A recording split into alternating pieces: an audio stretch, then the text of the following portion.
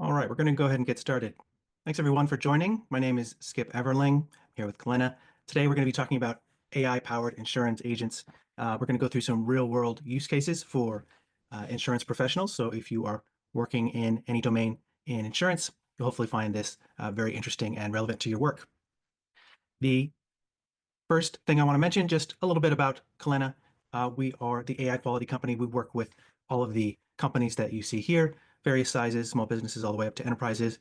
We help them create and provide excellent AI products, including some of the agents that I'm going to show you here today for automating their document workflows.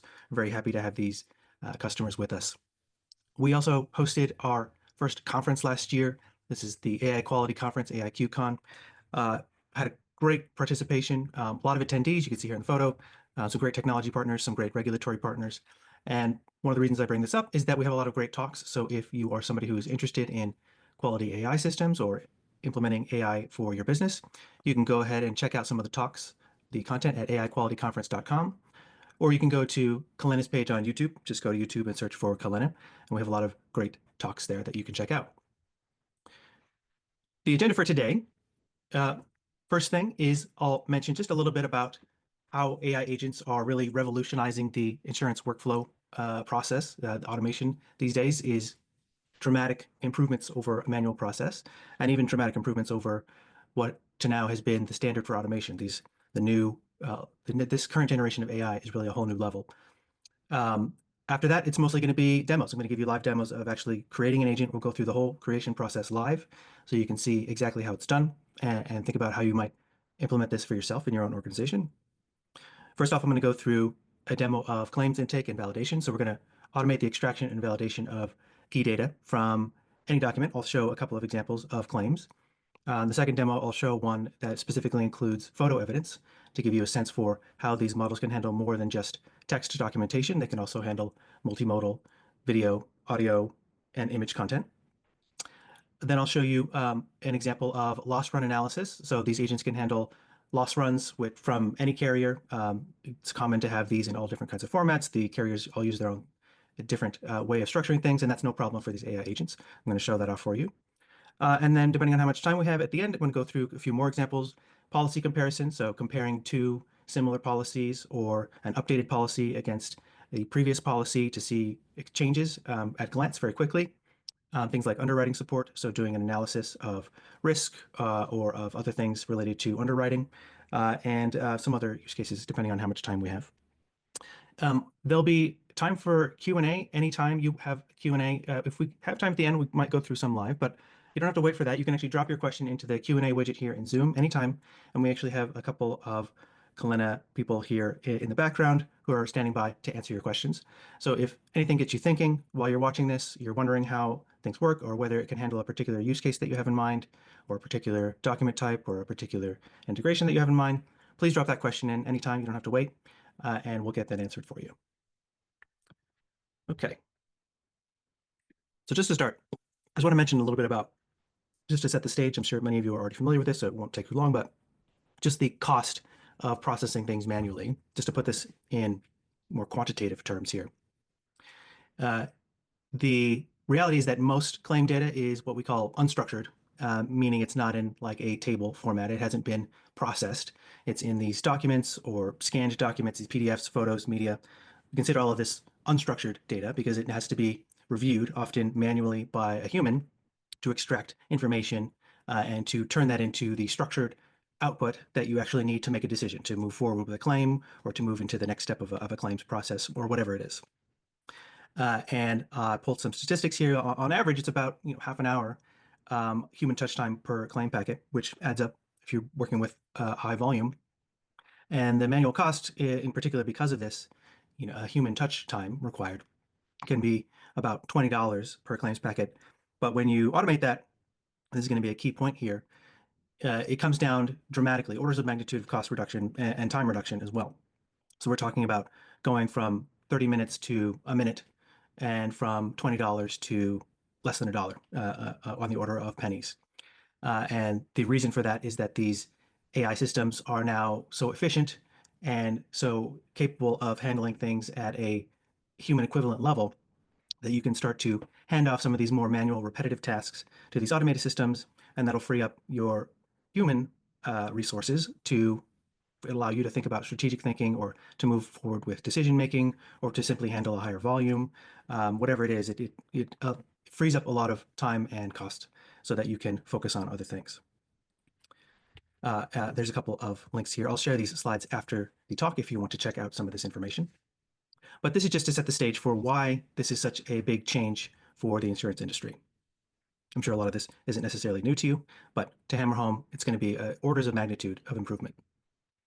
So what AI agents do is this workflow automation. For anybody that's not familiar, just a quick review of what I mean by when I say AI agent. You can think of it as a next generation autonomous system. These are intelligent workers. They are combining these new foundational AI models that are out from companies like OpenAI, Anthropic, and Google, et cetera. And they combine that. We've built a system here with Kalena, combining that with a memory system, so a system to handle the document data to work with. It manages the models. It chooses which model. Basically, it's the brain. It chooses where to route things so that they are best handled by whatever component, whatever AI model. And they include advanced capabilities, unlike a simple chatbot that you might have used in the past, where they can connect to tools to do things like search the web even, or generate code to create a plot, or run an analysis, or generate tabular data. All of these things that you would otherwise previously would have to do by hand can now be handled by these AI agents. And you can think of these as autonomous workers to handle these document-heavy workflows. They're very, very good at it. What Kalena is, you can think of Kalena as this AI agent platform. It's in the middle here. You connect your data sources, so wherever your data lives, wherever you have your insurance documents, it could be on a cloud storage service, it could be in whatever insurance data platform that you are using. You basically just connect that to Kalena. We can handle any kind of connection. If you're wondering about a particular connection, feel free to ask. But otherwise, it's really very simple to connect to Kalena. We'll provide instructions for our agents in natural language. I'm going to give you a demo of that right after this. For as many agents as we want, we can automate as many workflows as we want. And then we send whatever those agents have created to a destination. So whatever structured output, we can drop back into whatever your insurance data platform is, or wherever you have your data living. It could be as simple as Google Drive or sending to an email, or as complex as another business intelligence tool or analytics tool or insurance management platform that you're using. And so Kalena handles all of the details behind the agent. It provides an interface for you to input your instructions for what you want the agent to do, but otherwise you don't have to worry about any of the rest of it. All right, so without further ado, I'm going to go into some use case demos here. Leave my slide deck. I'm going to jump over here to the Kalena homepage. This is the Kalena homepage. And all we have to do to get started, these are previous agents that I've created, but I'm going to show you creating a new agent here.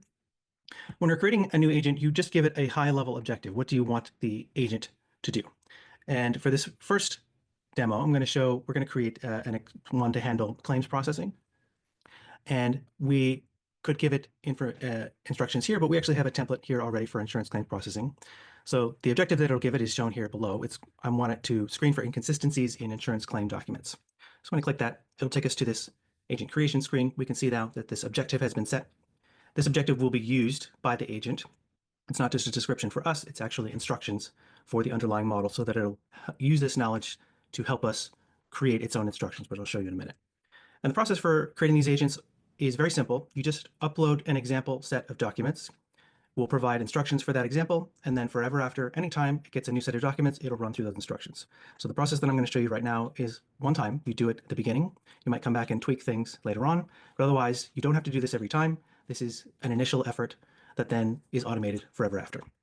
So to get started, I have an example here of several documents.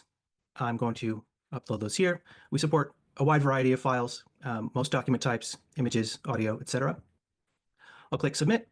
The system will ingest these and automatically parse these. So it'll extract text, it'll extract the contents of the documents. What we're looking at here is this loss claim from this individual, Murad. And in addition to that, we have the schedule of lost document and many receipts for the items that were listed. So these include screenshots, they include this scanned this photo rather of a receipt. All of this can be handled by the system, no problem. So the system can actually read all of the content here. It'll be able to extract each of these items and the cost, etc. And it has all of this together, all of this information together is the full context here. So if, for example, we just want to know, provide a concise summary of these documents, we'll go ahead and click create. It'll start running that in the background. I just wanted to get that going just so that we can have that ready to go. But if, for example, we just want to extract some simple information like who is the insured, I'll click create, and that should pull out the individual's name here, and we'll see that pop up right there. And here, the document summary, we can see that these documents represent a collection of retail purchase records and an insurance claim. We can see all the documents have been accounted for. The system exposes this reasoning section. So it's explaining how it got to what it did. And it actually provides links to all of the documents that is actually referencing. So we can see that it's actually referring to these specific documents in order to summarize this. Down here, we can see that it's pulled out the correct insured name. We can see that it pulled from this document, and it provides the reasoning. The insurance documents clearly show the name of the insured person, specifically on the proof of loss form, which we're looking at right here. The insured person is listed as Mirad Karimlu. Perfect.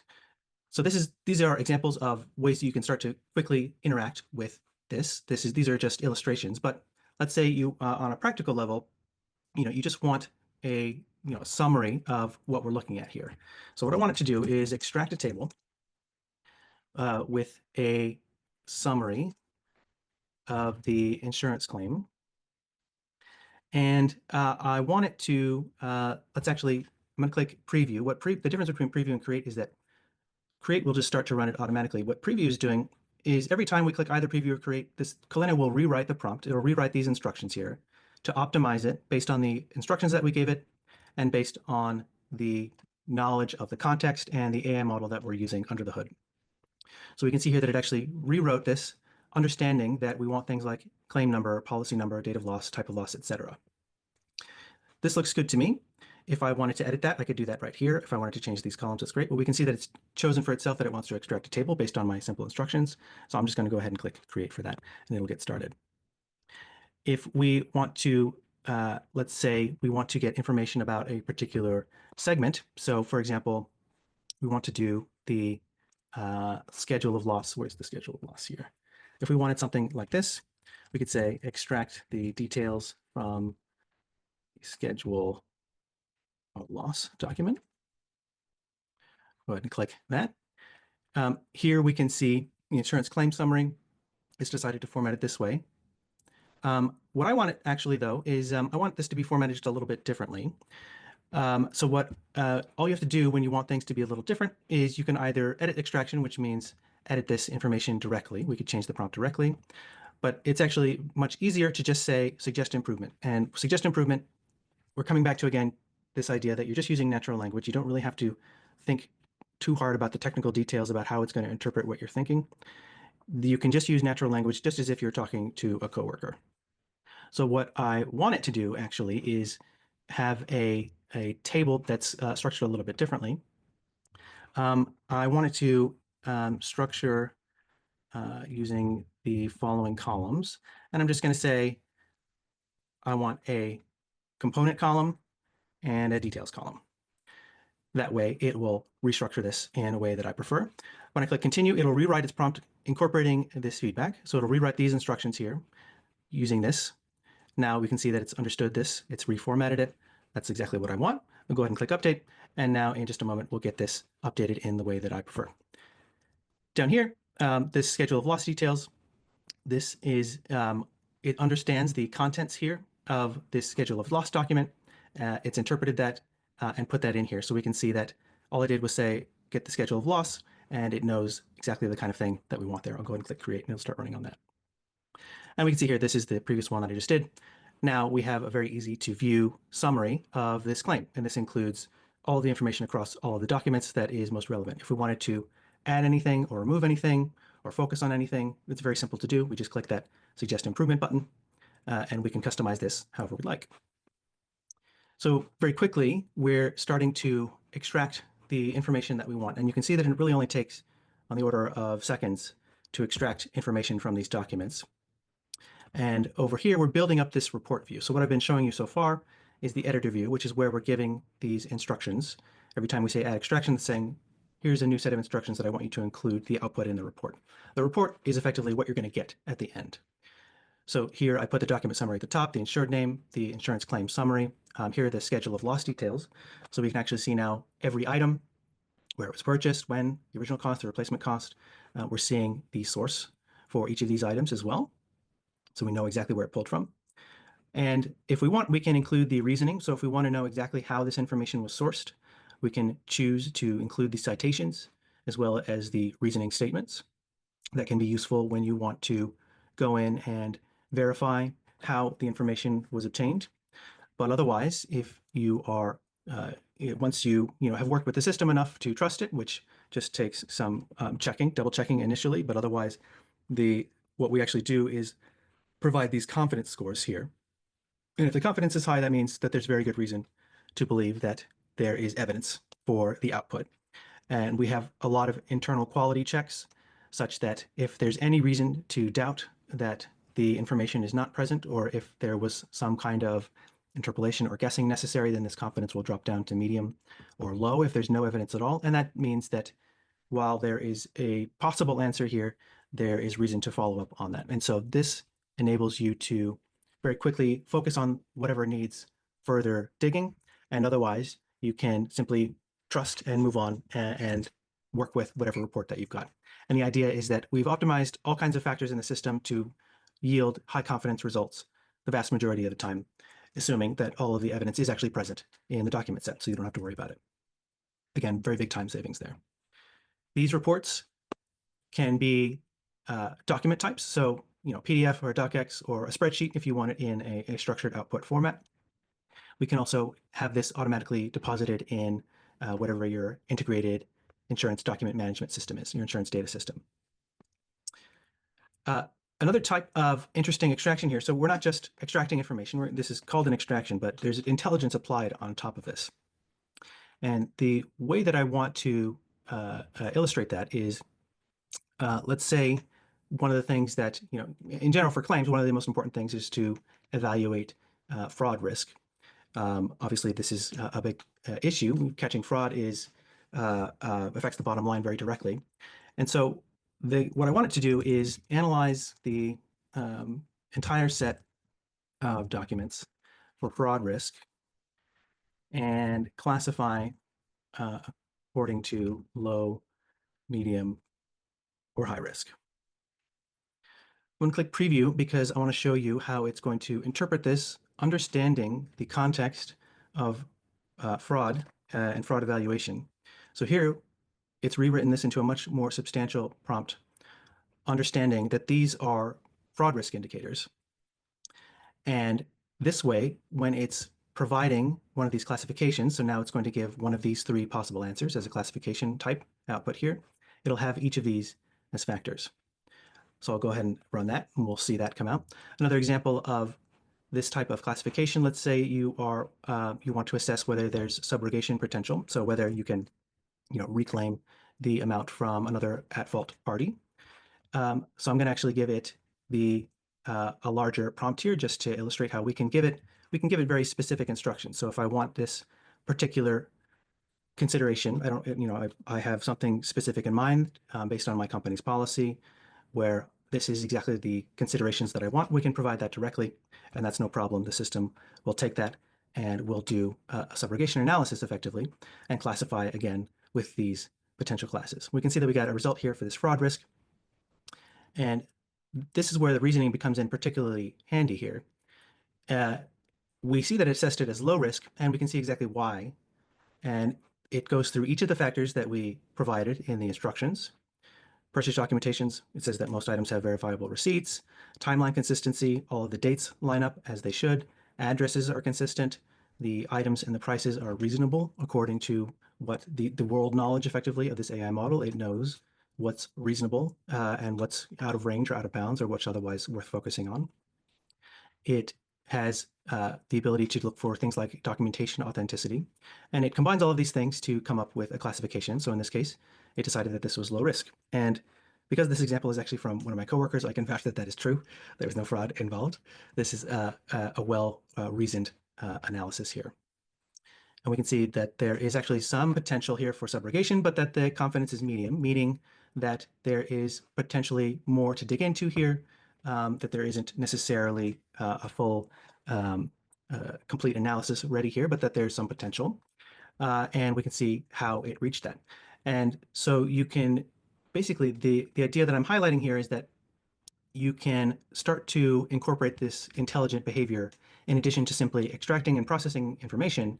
You're also applying intelligence on top of this. So you can think of this as, you've handed it to an analyst or a claims processor, and you're having them, in addition to extracting all of this information, whatever you care about, you're also asking them to, did they notice anything that might be a flag for fraud, or did they notice opportunity for subrogation or other things like that? And all of that, whatever you want, comes into this report. And as quickly as that, we now have this agent that can do all of these things. And importantly, I really want to stress this for all the examples today.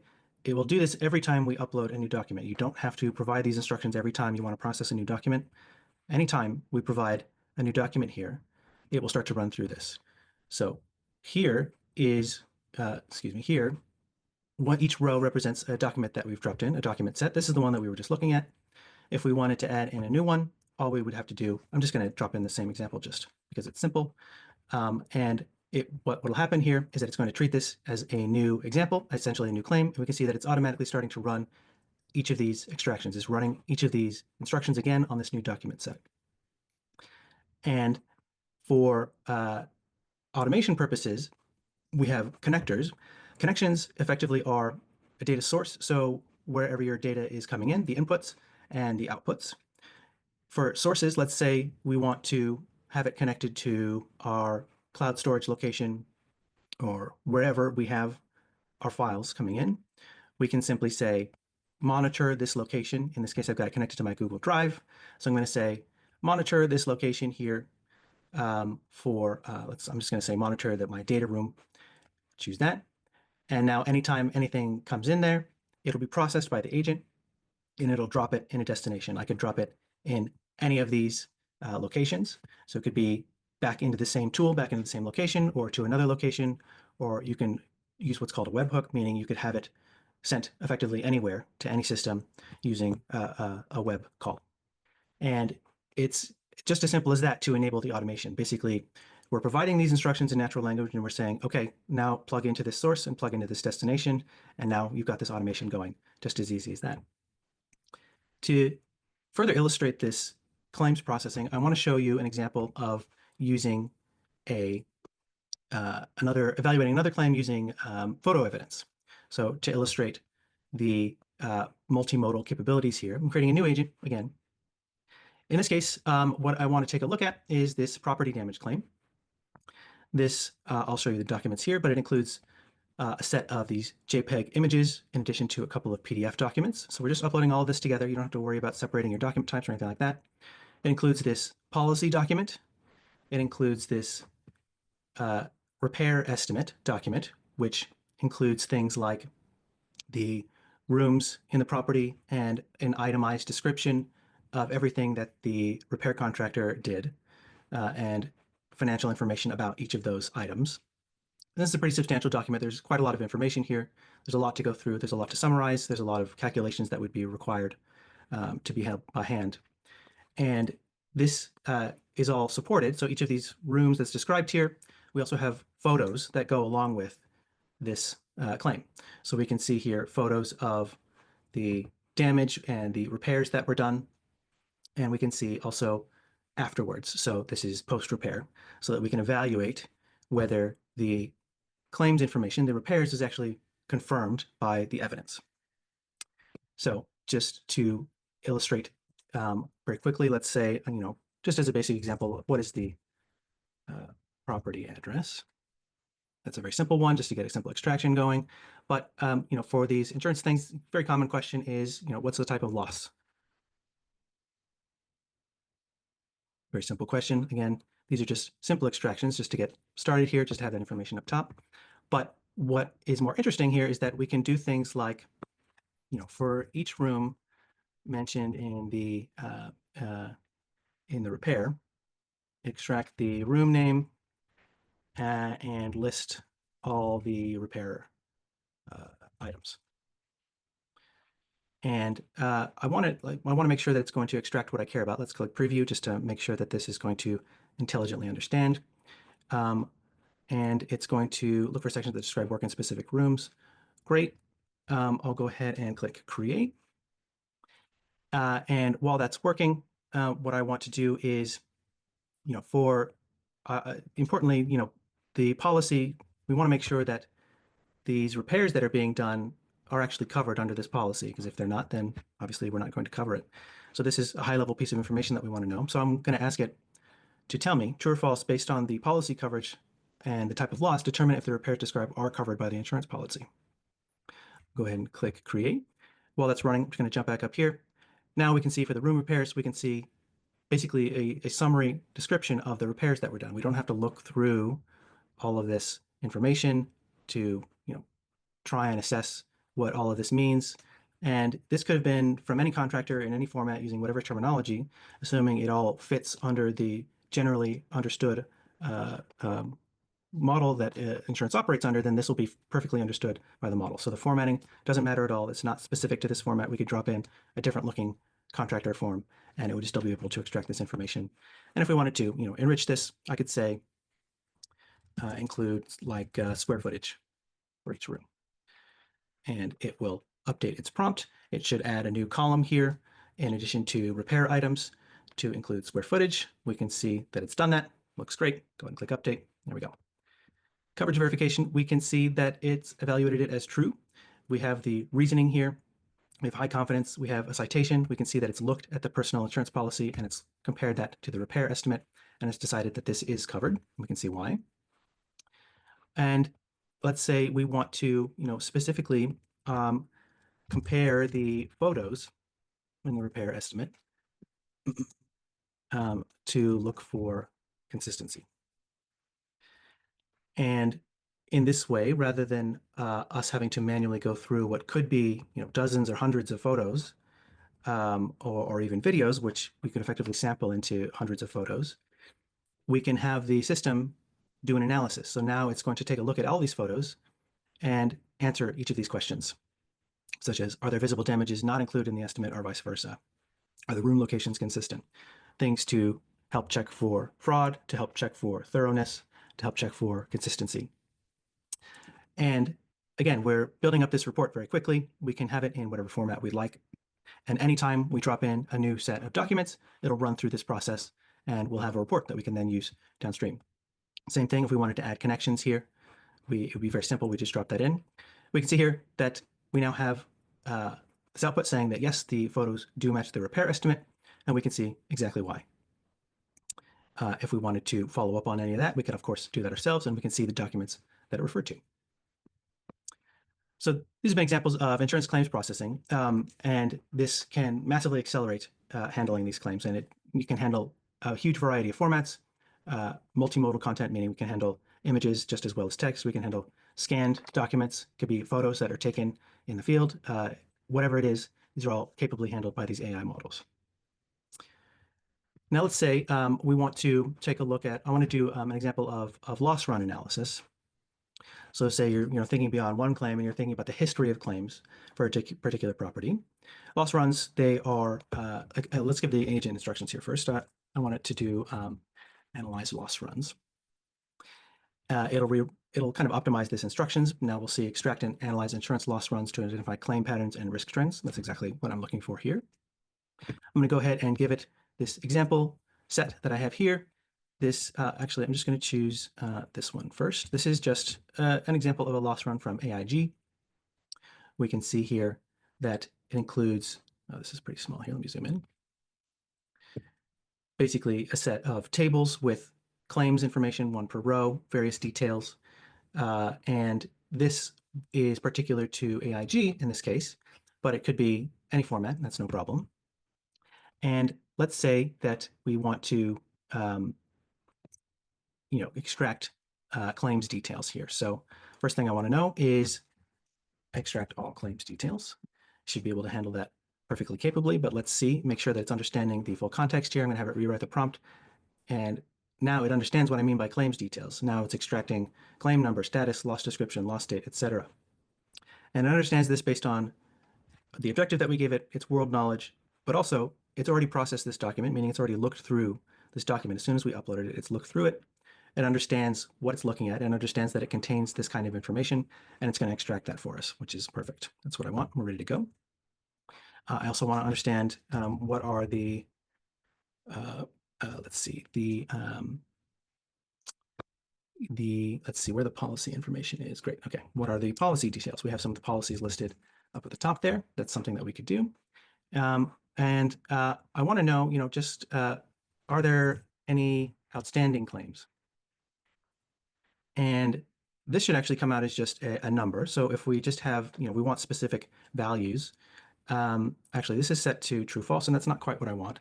So actually what I'm going to have it do is I'm going to adjust this. I'm going to say how many. There we go. Click create. And the reason I want to do that one is that I want to show some of the reasoning there, just to give it a sense for that. And then we can see here that in this particular report, there are no outstanding claims, and we can see that it actually looked at each of the claims in here. And last thing I want to demonstrate for this quick demo is just that we can, for any type of document like this, for any kind of report, we can do things like create an executive summary of the loss report. And we could customize that with information. So if I wanted it to, for example, include particular pieces of information, let's see what it did. It's going to include policy period, total number of claims, et cetera, et cetera. If I wanted it to, I want it to include, this format it's a little bit dense. And so let's say I want a particular format that I want, let's say format with a brief narrative paragraph followed by bullet points. And that way it will be, the format that I prefer. It's going to rewrite this so that it incorporates that feedback. I'll go ahead and click update. When I have this report generated, I want this to be up at the top. And that way, when we are generating a report, we'll have the executive summary at the top. We can see here, and now we have a much nicer view of this. And now these instructions are kind of baked in. So let's say I want to drop in another one. Let's go ahead and add a different loss run here. I'm going to go ahead and choose this one. Actually, let's choose one that's not AIG, just to illustrate that we can handle any carrier. Now it's automatically started running this one. We'll take a look at it. We can see that this is from Chubb. It's got more loss run information claims, but it's slightly different format. The columns are a little bit different, etc. But it should be no problem. You can see we've already got this executive summary for this new document. It's already been generated. We can see information about everything that we've asked for, and it's going to be generating that report. And as we run through that, there'll be a new row for each time we do that. And very quickly, you can go from dropping in 100 loss run reports and getting 100 loss run analyses. Or you can even do an analysis across all of these loss runs together. If you wanted to set up an agent to handle that, you can handle that just as capably. And one thing that I want to mention here is that I don't immediately have a file to demonstrate this, but if we want to do data analysis, we actually have a feature now where, let's say we had uploaded, rather than this PDF of the loss run, let's say we had actually added a spreadsheet with this table's information with the claims. We could we could enable data analysis and then run calculations on top of that. So we could say, like calculate and calculate the total incurred for the loss run. And what this data analysis will do, what makes it powerful, is that we're enabling new tools beyond just calling the underlying model. So we're not just asking OpenAI or Anthropic's model underneath. We're actually having it generate code to do the analysis. And this is a much more reliable way of doing this. And so instead of having to ask, one of your analysts, your data analysts, to run code to do this for you, you can actually build it right into the agent to have it run and write and run its own data analysis code directly in the agent. So you don't have to worry about that at all. Very powerful feature. We also have the ability to attach files. So if you wanted to attach like a reference document, or if you wanted it to be formatted in a particular way, you can demonstrate that way. And we even have the ability to do a web search, which I'll show in a moment in a future demo. But this is another way to bring in additional information that maybe you don't necessarily have in the document set.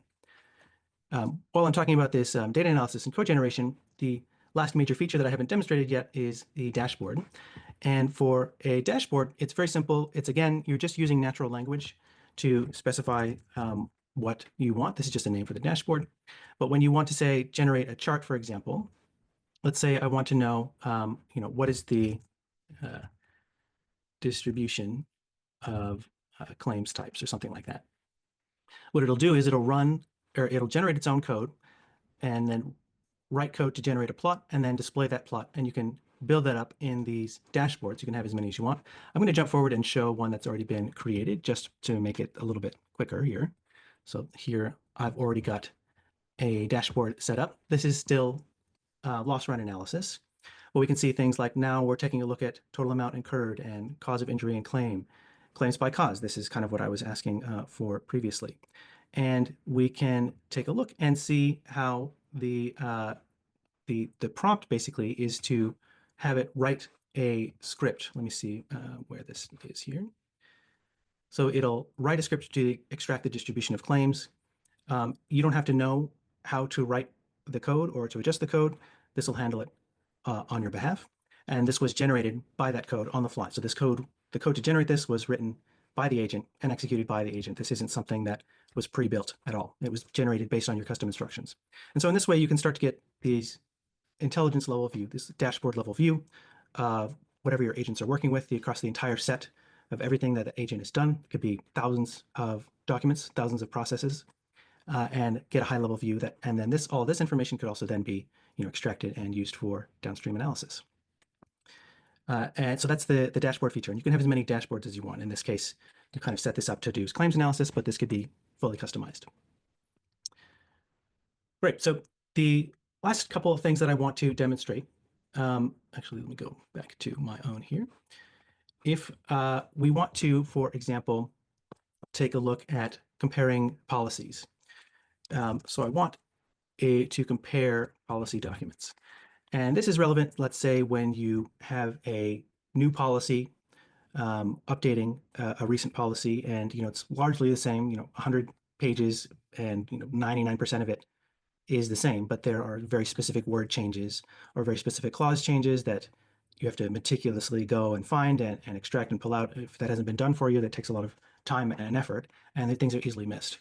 And so this is a very effective use case for these AI agents because they're very thorough. They'll find these very specific details and they'll extract it, and they'll do it very quickly so that you don't have to handle it. So to illustrate that, I have a couple of documents. These are FEMA flood insurance documents. Go ahead and click submit. We'll take a look at what they are here. One of them is this called the dwelling form, the F122 standard flood insurance policy from FEMA. And then there's this very, very similar general property form for F123.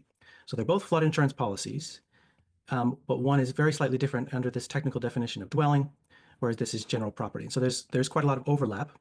You can see that these are long documents with a lot of clauses that are going to be very similar across each of these two documents, but there will be some subtle differences, and we want to know exactly what those differences are.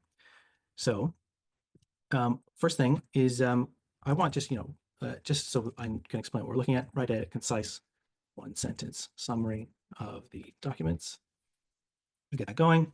But then the main thing that I want to show here is I want to get an extraction. So I'm going to tell it to extract table of the differences between the policy documents. Let's click preview to make sure that this is going to extract the information that I care about here. You can see here that it's rewritten it. It understands that it's looking at a dwelling form and a general property form, and it's going to focus on property types coverage, property types covered, coverage limitations, and special conditions.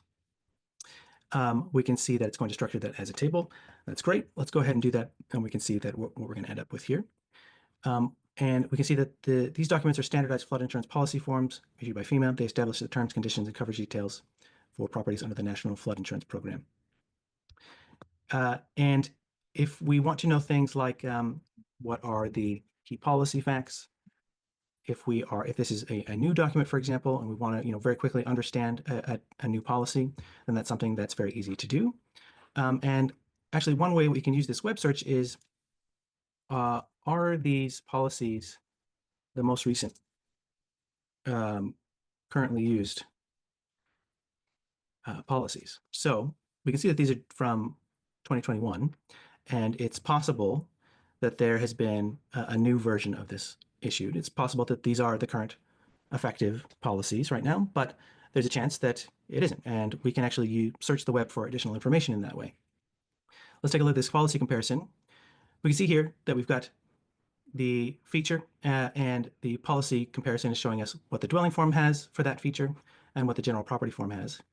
I want it to do even a little bit more work for me though. So I'm going to say include a column summarizing the key differences. And that way, instead of me having to take a look at each of these and do a manual comparison, now we have this key difference column that's going to be added. I'll go and click update. You can see that now we're going to have the key difference. And that way I can just look at this key difference and it'll tell me whether there's something that I need to be paying attention to. And so effectively we turn reviewing this 60 pages of documents into taking a look at this key difference column. We can see here that we got the web search results. Its confidence is medium in this case. We could refine this a little bit if we want, but there are no indications that they've been superseded by newer versions. I tried this a little bit earlier with my own web search, and these actually are the most current policy documents. And so this is actually true in the way they reported. Here we go. We got the policy comparison, and we can see we have the key differences here. We can see that which form has a difference, and we can see when there are no major differences. And we could also, if we wanted to, have a different prompt that says, only give me the differences or give me the specific clauses that differ between these two forms. And very quickly, you can, anytime you have a new policy document come in, whether it's slightly updated or a variation on an existing form or a form that you've been used to using, you can have this done automatically. And then you can have this output, you could have this policy comparison report used in another process. So you could give this policy comparison report to another agent and have it say, make recommendations for actions that need to be taken in order to incorporate those policy changes into some management process or some other insurance process.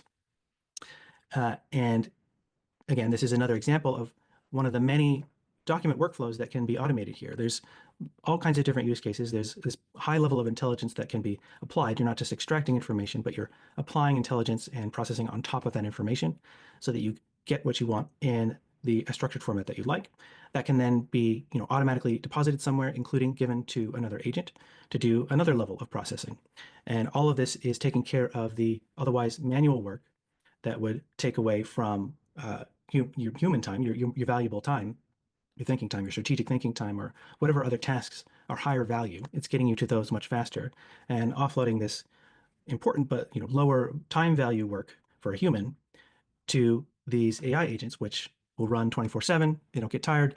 They don't make mistakes when they're tired, which is a big issue when you're having to be meticulous and do things like check for these very minute differences. And it's cheaper than even outsourcing to a lower cost. Even if you're not doing it yourself within your own organization, you might be outsourcing this kind of information. And this is far cheaper. The costs are dramatic orders of magnitude cheaper for these AI agents simply because they're so efficient. We saw how fast it's been able to do this. It literally only takes a few seconds for these documents. You could have much larger documents and it might take a little bit longer, but it's all still very fast, highly automated, and allows you to move very quickly. So if you have a disaster happens, a flood, let's say, you have a lot of new claims information coming in and it needs to be processed very quickly. It's no longer a bottleneck for you to have to process this manually because you have this automated system that's basically able to handle it as fast as it comes in. Just as soon as it comes in, you will have an analysis and a report. You can then very quickly focus on what needs your attention and then move forward to make a decision on everything else that's clear cut. And that's going to allow you to be much more flexible, adaptable, and handle things just much more effectively. Okay, so we're getting a little bit low on time. The last demo I was going to show was just a quick one on underwriting. Let me just show you a kind of a pre-built example here. But let's say we were taking a look at a loan application, for example. This is, we're looking at this guy submitted, he wants to, where's the document here? Is going for this residential loan application, and we're doing some underwriting checks. And just the one that I want to highlight is that we have this ability to do this information consistency check, where I asked it to check if the following information is consistent across all documents. So this is, I kind of bring this up in relation to fraud analysis. We're checking to make sure that things like name, date of birth, social security number, etc., they're all consistent across all of the documents. And in this way, we can see that we got a false information consistency, and we can see exactly why. And the reason is that some documents show the full middle name while others don't. And in this case, because we didn't tell it to ignore that, then that's considering it as false. If we wanted to adjust that and say, no, according to our policy, it's fine if there is a missing middle name or a different middle name, then we can provide that as instructions, and it will provide exactly what I want. So just wanted to throw that in as another way where this intelligence is applied and can handle things, this high-level analysis. All right. So just a couple slides to wrap things up here. This is just a slide on what we're doing in the background to really make this a high-quality product. We're doing much more than what you can get if you just are dropping things into ChatGPT. This is a lot more sophisticated and results in a lot higher quality, a lot more trustworthy of a process, so that you can actually integrate it and incorporate it into your systems without having to micromanage it or worry about it. And this is partly because of our company history as an ML team. Our initial core product was this ML evaluation platform. So we really understand how to evaluate and test and make sure that you're getting the best possible result from whatever your AI system is. And the way that we incorporate it for you is automatic prompt optimization. So we're rewriting things based on contextual knowledge, like I mentioned, based on the objective that you've given it. You don't have to understand like what is the way that these models like to have instructions. We're worrying about that for you based on the model that we're choosing in the background. We provide citations so that you can see exactly which documents are referenced. We provide the ability for continuous improvement. So when you suggest an improvement for those instructions, you're seeing an example of where the instruction was maybe a little different, or the result was a little different than you wanted. You give it into instructions, and then that feedback is incorporated forever after for that agent. So it knows, just like if you told a human worker working on something that, no, when this comes up, I want you to do this. That's then stored, that's retained by the agent, and it'll incorporate that forever after. We are providing the reasoning, which is essentially exposing how these agents got to their result so that you can verify. You can see things like calculations, which is shown here. You can see an example of a mathematical calculation of how old somebody is. We can see that they did some calculations using the year. And it even understood that their birthday hasn't happened this year yet, so it's subtracting 1 from this result. So there's intelligence, and we're choosing whichever model is appropriate for the task. So if there's a particular model that's better at handling this type of calculation, then we will be choosing that. And you don't have to worry about finding the best tool in the background. We're handling all of that for you. And then we summarize that with this confidence score, which gives you a sense for how much our quality checks have returned a good quality result. And this diagram it's a little busy, but this is just to illustrate how we're incorporating those quality checks into every step of the system in the background. This is kind of a system diagram of how we're doing things. We're having your data come in. We decide, using a task planner, our proprietary system in the background, which model is the best, which tool is the best. It doesn't have to be even an AI system. We're incorporating non-AI tools if they are better options so that you're always getting the best result. We send that to our execution system. So we are in the background handling all of the engineering tests. You don't have to think or worry about how to manage and run these agents, how to manage and take care of how your data is stored or anything like that, which, by the way, we are SOC 2 compliant, HIPAA compliant. We're very careful about data. We have zero data retention policies with our cloud providers and things like that to be very careful with data. And we have quality checks basically to evaluate whether the output that we've generated aligns with the level of quality that we expect from these systems. And then, of course, we have the feedback engine where you are giving input to the system that is then retained and used to continuously improve the output. If you want to see more about this, we also have this on our website. If you go to kalena.com/AI-quality. And also, if you didn't see your specific use case, that doesn't mean we don't handle it. I want to stress that these agents can handle effectively any document workflow. So if you want to check out some more use case video demos, you can go to kalena.com/use cases, use-cases, I should say. And if you want a custom demo, you want to see how Kalena can be built. We can build an agent to handle your specific document workflow using example documents of real data that you have. We would love to chat with you. We've got a link here in the chat in Zoom. go and click that. We would love to chat with you. We'll get a sense for what you're working with. We can talk to you about integrating into your existing systems so that you don't have to worry too much about, how you're going to get this value. You can start moving and start capturing those order of magnitude time and cost savings that I mentioned earlier. So we're going from that average 30 minutes processing that I mentioned, that average $20 processing for these claims that were cited earlier in the presentation. We're bringing that down to, on the order of 1 minute, on the order of pennies, cents on the dollar. And that's effectively why this is such a revolution, and that these systems are these really, truly next generation systems.